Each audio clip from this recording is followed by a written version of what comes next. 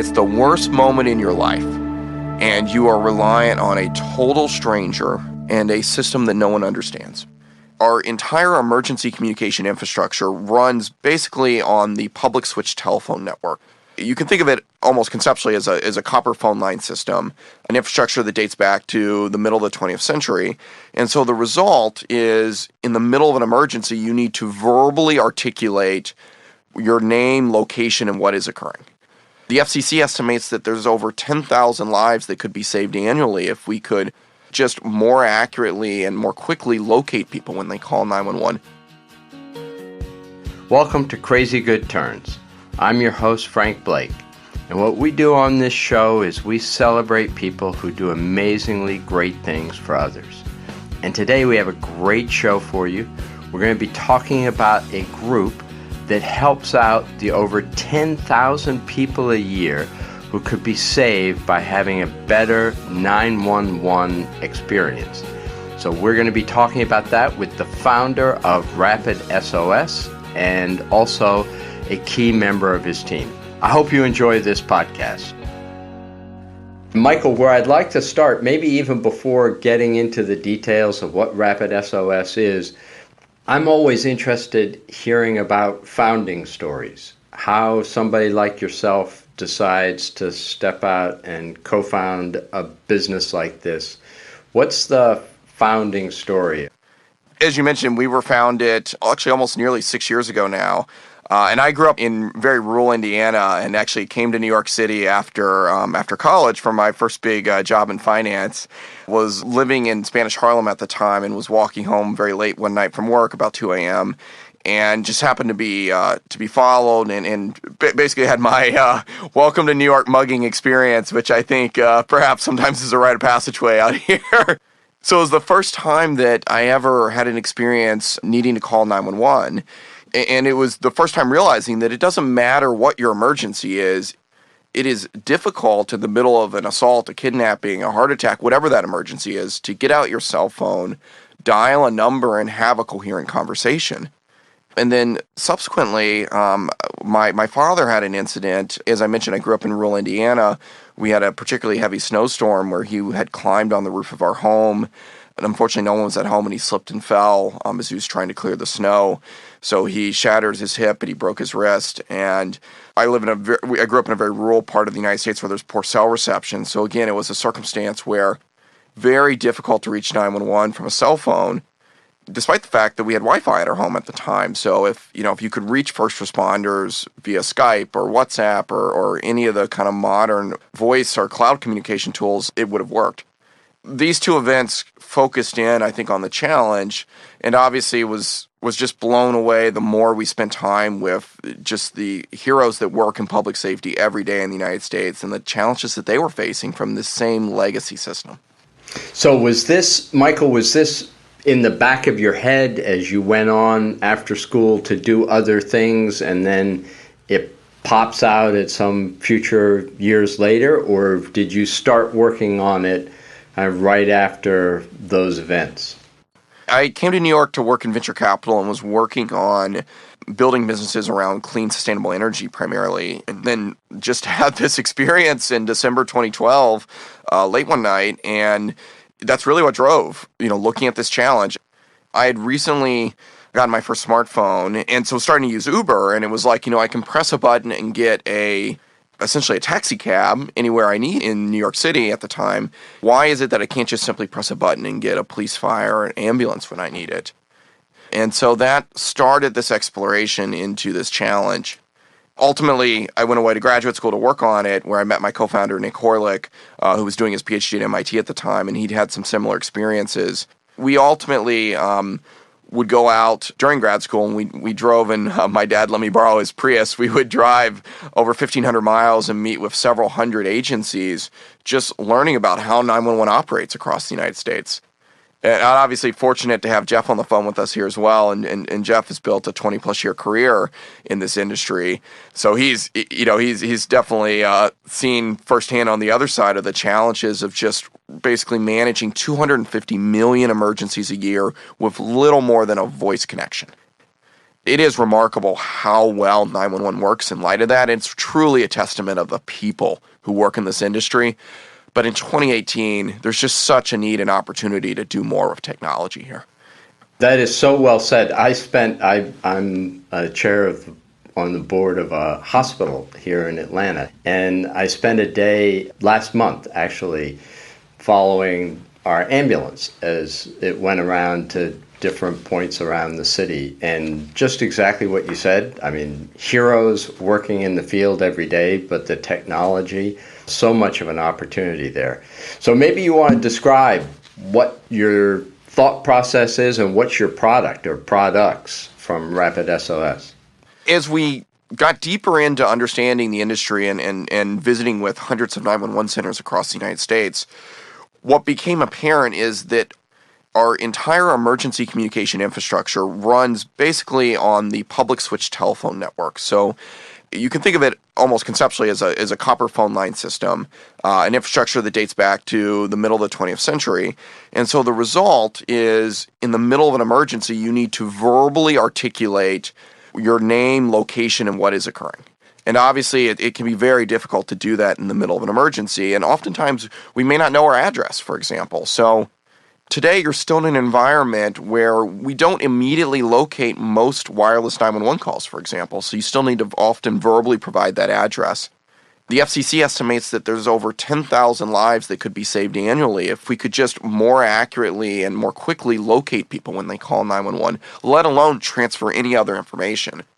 So as we studied this challenge more and more, we realized we increasingly live in this connected world where there's more and more data than ever that is capable of providing detailed information around an emergency.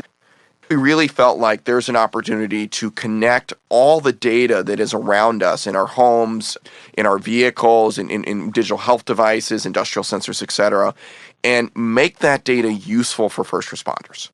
As a result, we can actually accelerate emergency response times and provide a more effective response.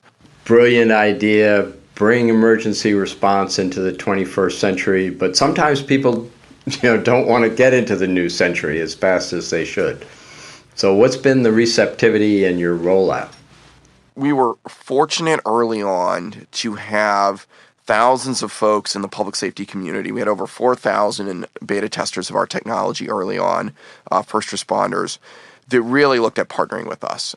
I mean, we were admittedly a group of computer nerds out of Harvard and MIT, and we didn't have deep experience in public safety. We've been fortunate to have people like Jeff join us in this and bring that expertise to the table. But in the early days, it was really working hand in hand with these 911 centers across the United States to develop the technology.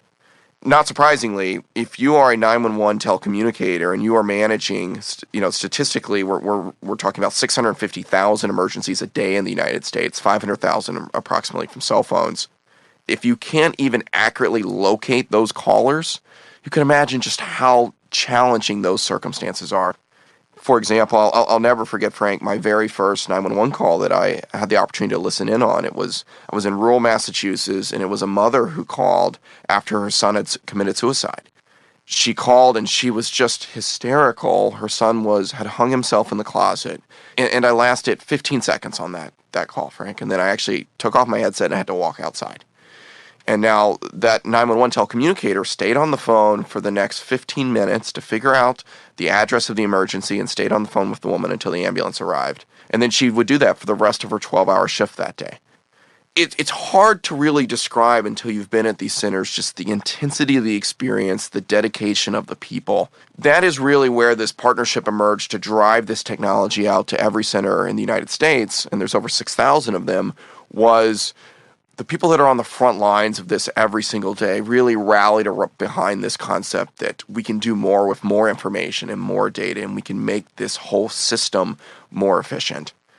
So, Jeff, maybe you want to comment on, just from your perspective as someone with a lot of experience and background in managing emergencies and public safety, how did you hear about this idea? What were your reactions? What, from your perspective, are the key problems that it solves? Well, Frank, I've been in, as Michael mentioned, public safety for 20 years and retired from the sheriff's office. Been on many, thousands and thousands of 911 calls in my career. But I think when wireless phones first came out, sort of gives away my age. There was a time where we used to tell people to pull over near a payphone, hang up, and then dial 911 back so we could get the address of the payphone because we could not locate those wireless devices. And unfortunately, there's been some technological advances, but not many. So I was lucky enough to be running one of the largest software companies that provides software to 911 centers, but had been very frustrated with how fast the pace of change was in public safety. And I saw Michael and heard about his mission, and I thought, wow, look at this young whippersnapper. That's really good. And then maybe discounted his, and maybe just because I've been tainted, I've been in the industry too long. But he really started to make progress, and his passion came through, and he started to make real inroads with the public safety community. Once location could be determined from the handset, and he says, we had a chance to meet when I was in New York City. He articulated his vision and his passion. I was like, I'm in. I can't tell you how frustrating it is for a 911 telecommunicator or dispatcher to be on the phone and spend the first average of about anywhere from 45 seconds to a minute and a half just trying to get the location. People, when they're panicked in an emergency, have a really tough time articulating where they are, even if they're sitting at home. I mean, I can't tell you how many people couldn't remember their home address, and this could be the worst time of their life. People ask me if I go to a dinner party with my wife and say, what do you do? And I say, well, we're trying to improve the location accuracy when people dial 911. And most people at the party, if they're not my law enforcement buddies, will say, you mean they can't? There's this big disconnect where the public thinks, hey, it's like Uber, 911, or they see CSI or something and think, oh, they can pinpoint me immediately. And that's not necessarily the case. The radius they get, there's many times where we'll just get the cell tower location, which could be a mile and a half away from where you actually are. And sometimes it pinpoints better, but it's still a pretty big radius. I've been on, again, hundreds of calls at the sheriff's office. We have both rural and urban environment in a sheriff's office. And we'd be in a rural environment. Someone goes off a county road, and literally the dispatcher would go on the radio and tell us to turn our sirens on and then ask the caller, can you hear the sirens? And that's how we would locate somebody who went off the road. So you can see how important this location. And with RapidSOS, I mean, we can now pinpoint that device and get there much faster. And those responses, it could be as delayed as much as a half hour in that case I just gave you. So I'm all in. And as you can probably tell from Michael's passion, it's infectious. So that's the reason I joined. Michael, switching gears slightly, you've been around startups since you got out of school. And in fact, I looked at your background. You did some interesting entrepreneurial activity even when you were in high school. Were there any things that were more difficult than you anticipated, and how did you handle them? Certainly there's plenty of challenges along the way. I think it is, compared to some of the other entrepreneurial endeavors that I've been a part of, what's a little bit different about this one is the balance is so overwhelmingly skewed for me towards the positives of this journey. One, because I care greatly about this particular topic. Two, because of the nature of the people involved, meaning that I've just been overwhelmed by the response of the public safety and first responder community in wanting to work with us and collaborate with us. I mean, I think in many ways it just highlighted just the severity of the challenge and the need here. And so having that opportunity to work very closely with those folks has been really powerful for us. And then finally, I think is, we do think of it as a very large global challenge that we think we're on the cusp of solving and have great success in the United States towards solving. Now, I think, the challenges here, I mean, this is the public safety industry, as Jeff mentioned, is highly fragmented. So we have approximately 6,000 different 911 centers in the United States. Those 911 centers are running close to 25,000 different software systems. So we really had to figure out how do we plug data and work to shift actually a paradigm from a voice-based system to a data-driven approach in a very mission-critical life and death industry. And I think that compared to some of the other startups that I'd worked on, it took some time to appreciate how to do that well in this industry. certainly in the early days, we asked a lot of stupid questions and made a number of mistakes in our early technological approaches. That again, if we didn't have this set of 4,000 first responders that were beta testing the technology, probably would never have made it. But because we got so much engagement and feedback early on, I think it's the reason that this idea and vision became possible. And so that just makes it much more satisfying, I think, and much more exciting for me personally. And was there anyone's advice that you particularly relied on going through this, particularly in the early days? And if so, what was the advice?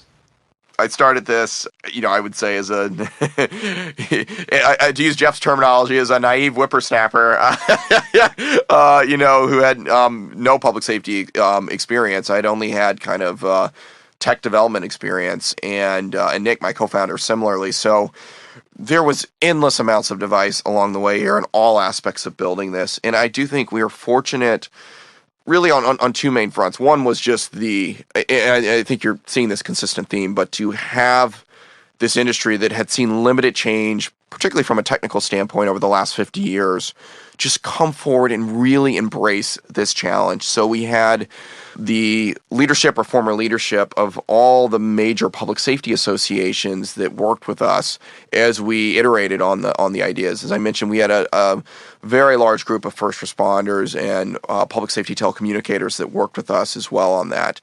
So that was kind of on the core technology and product that we were building. We also were fortunate to be doing it in grad school, and so there was tremendous assistance from Harvard University and MIT as we were building this. There was approximately around $500,000 of grant funding that was provided by those universities and a few other groups to support the endeavor when we were quite small. We had an early team of grad students that were willing to work for free on this, which obviously was critical to its early inception.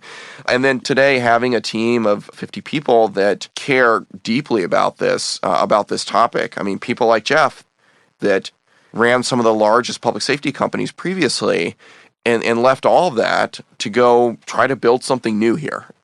And, that takes a tremendous courage to go leave something that's really established and to try to build something new.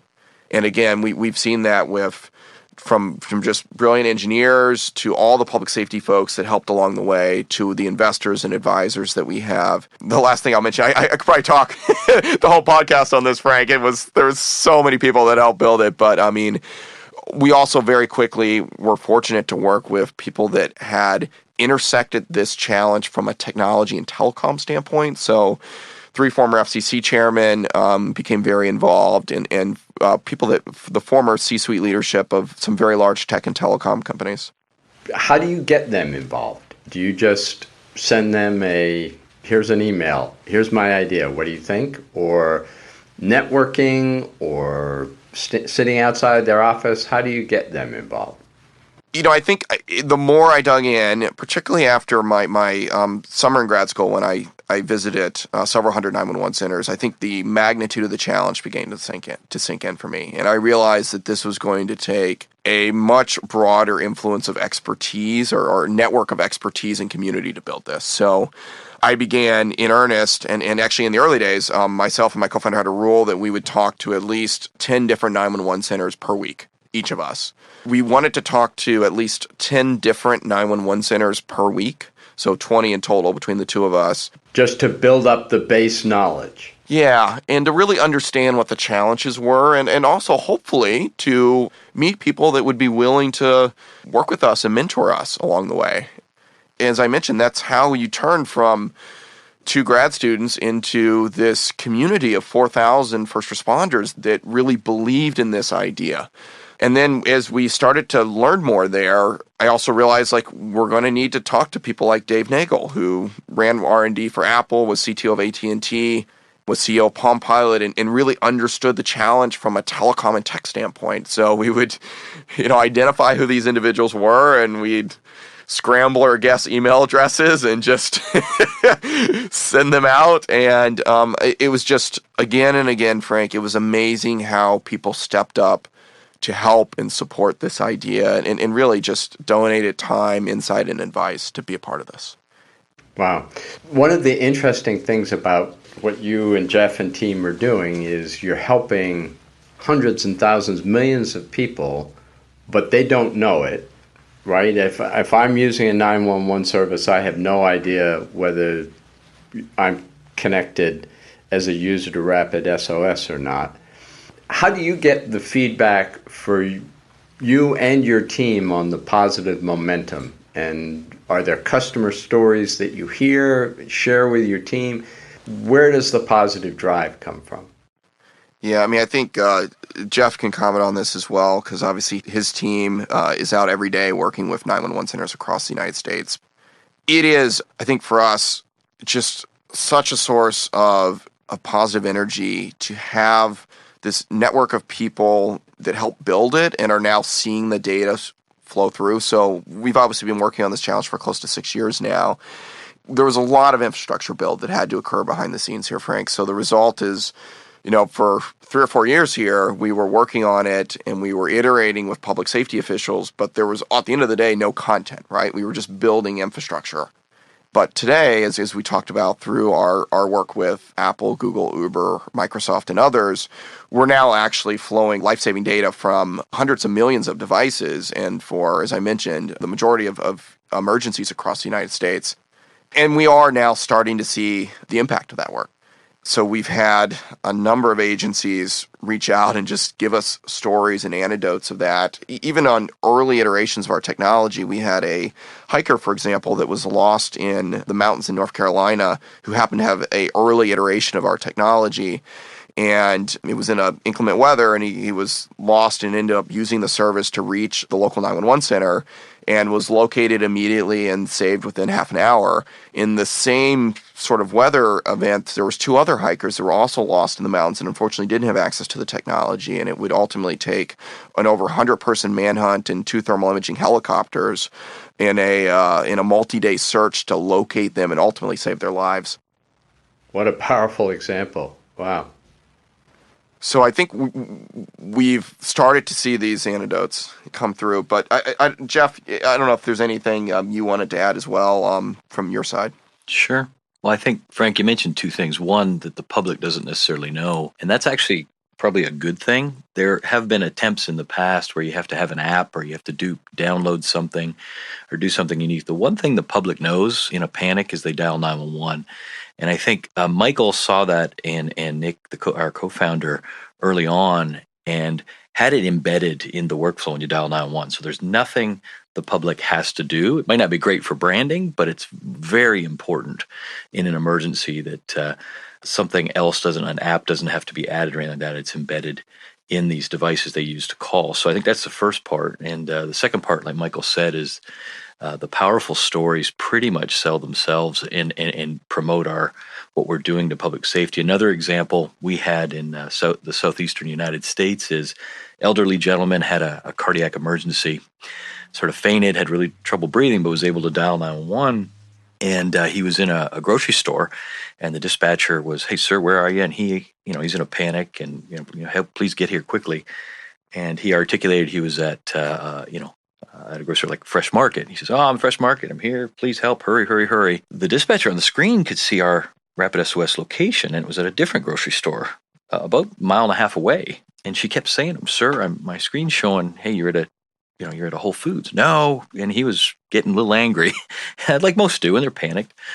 And eventually this telecommunicator dispatcher had 2 EMS units respond to both places, and he was still arguing that he was at Fresh Market when they walked into Whole Foods. So it's just an example of when you're in that panic, that's the last thing is where you are and everything, and you're not necessarily thinking straight. So those stories like that, and we're getting hundreds of others as we deploy all over the country.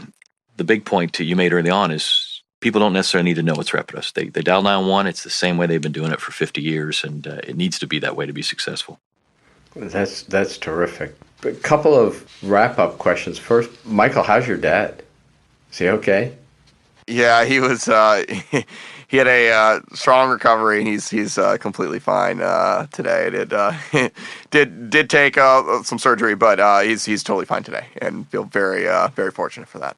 And this is a much more general question. As someone, you've spent a lot of time in the tech world already in your young career and are on to something really fascinating with RapidSOS, do you look out and say, wow, there are just so many other things to do of connecting newer technologies to help people in unusual ways, or do you just feel incredibly fortunate to have happened on this one great instance?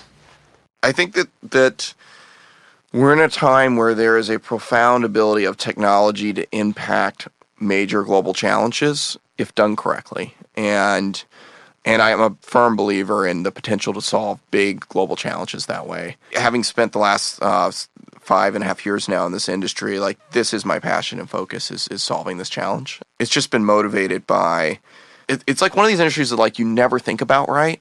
And then it's the worst moment in your life, and you are reliant on a total stranger and a system that no one understands behind the scenes, right? And now, having spent the last 5.5 years meeting the people that dedicate their lives to those moments, the people that, for example, after Hurricane Irma struck South Florida last year, we had a chance to spend some time with the Collier County 911 Center. And so as everyone else was evacuating, from this massive hurricane, it's those individuals that their families are leaving and they are staying there in the heart of the storm, managing the crisis. And that occurs all over the United States, as I think about as Hurricane Michael today is impacting Florida. And it's just an extraordinary thing. And I hope that Jeff and I and our team can do everything we can to help the people that really, I think, are on the front lines of saving lives every day in the United States and globally. This is my mission and purpose at this point in my life, and it's just a privilege to do it with so many great people. That is fantastic. And Jeff, any other comments you want to make in closing?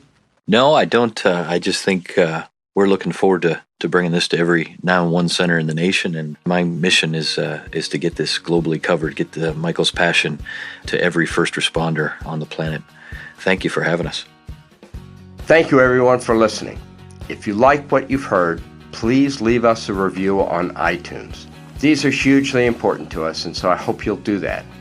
And share your stories with us at hello@crazygoodturns, or share them directly with me at frank@crazygoodturns. We love to get these stories, and they serve as the source of future episodes. So thank you again for listening, and I hope you'll send in your thoughts and comments.